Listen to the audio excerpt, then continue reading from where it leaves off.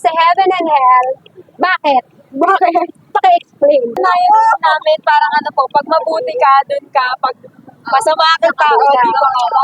I mean, alam niyo ba yung daan papunta sa langit? Yes. Ano po, sa pamamagitan po ni Jesus Christ na ating tagapagligtas po. Ay, wow!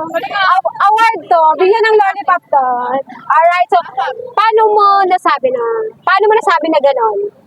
Kasi po, siya lang po yung kaisa-isang anak na binigay ng God para po, dito po sa earth, para po iligtas yung mga kasalanan po. Oo. Example po, may bahay. Tapos, kapag hindi ka po, yung example po ng bahay na yon si God.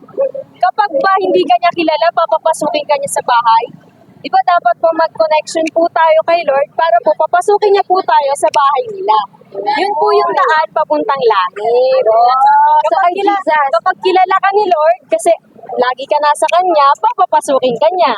Kahit mabuti ka, kung hindi mo siya kilala, di ka niya papapasukin. Para pong bahay.